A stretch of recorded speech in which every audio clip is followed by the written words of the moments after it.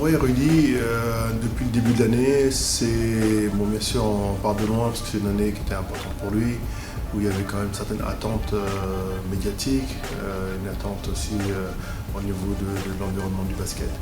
Donc du coup, ça a quand même mis pas mal de pression.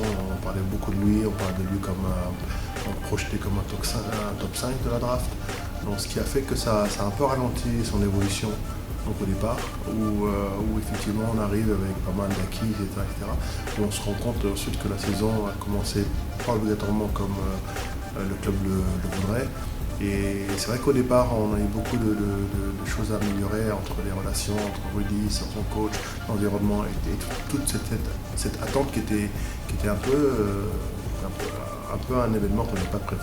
Au départ, c'est vrai que le premier match ici, il se blesse. Donc du coup, il a 3 semaines ensuite à se remettre, il revient et ensuite au niveau de son activité, je pense qu'il n'y a pas de problème parce que son activité est toujours bonne, d'accord.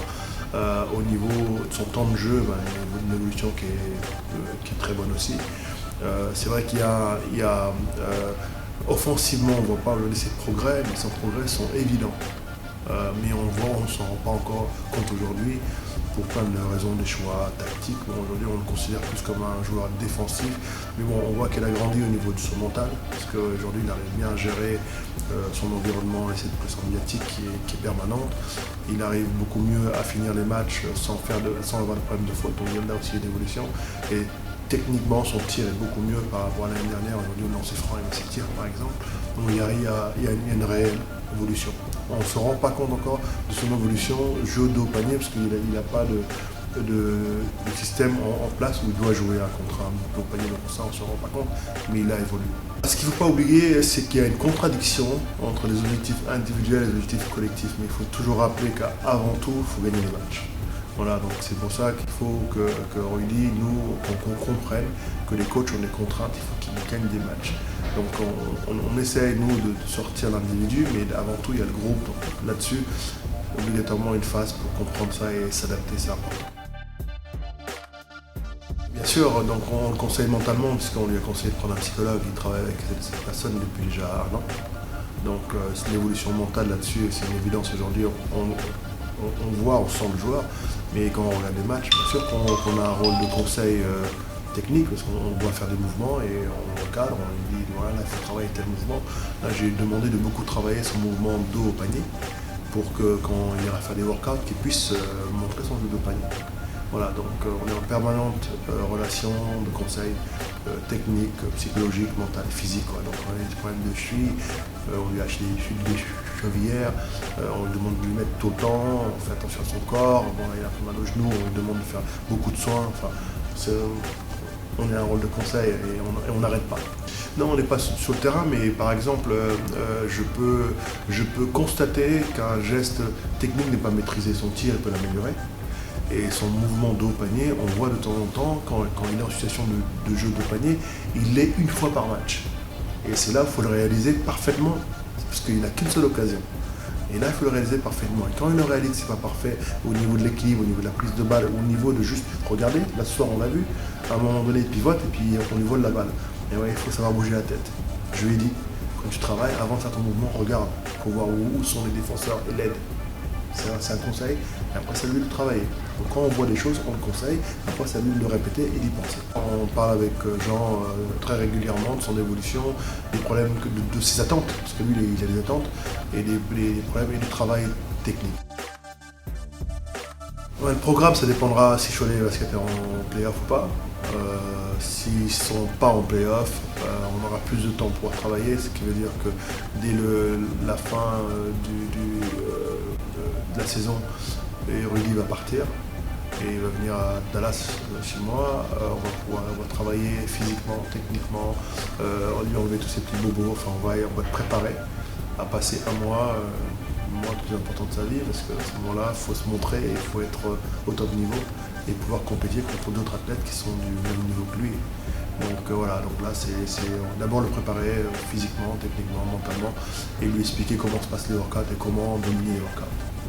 Voilà, donc il y a un programme très chargé à venir. Moi j'ai une idée, mais là-dessus on va rester un peu, on va dire, c'est un peu une partie très, on va dire qu'on garde très confidentielle.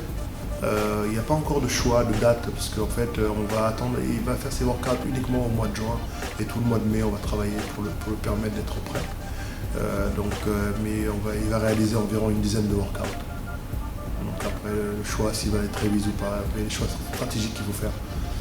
Est-ce qu'il va aller au camp de Chicago? Probablement oui, mais tout ça c'est les choix que je vais devoir faire pour l'aider à être mieux drafté.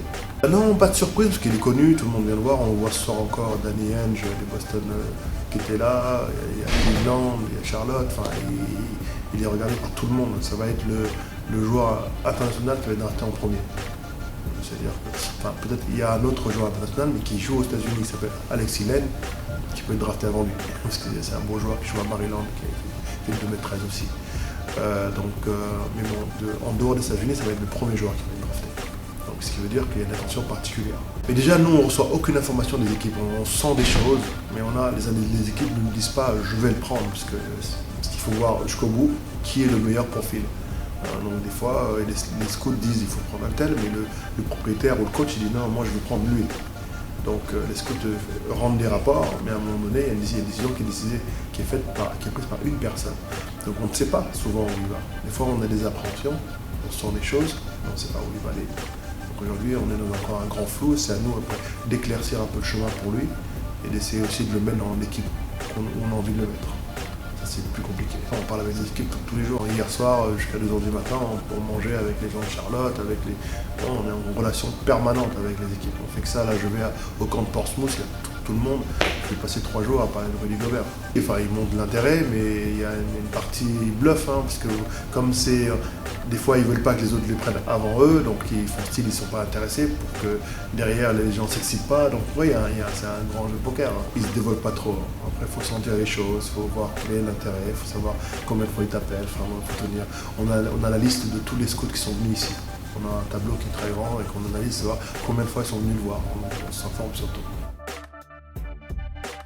Mon objectif, j'essaye de mettre Rudy dans l'équipe qui a le plus de besoin d'un joueur comme lui. Donc j'essaie de le faire drafter le plus haut possible, mais en même temps, j'ai un souci d'essayer de le mettre dans l'équipe qui a besoin d'un grand. Donc il y a des équipes qu'on va éviter. Par exemple, on va essayer d'éviter Washington.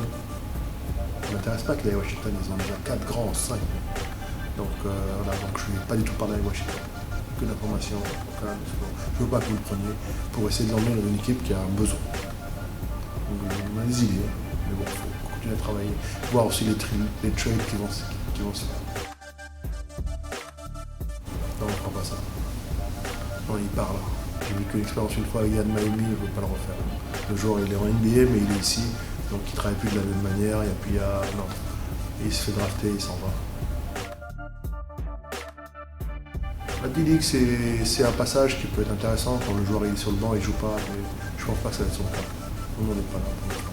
C'est un beau produit, Rudy Gobert.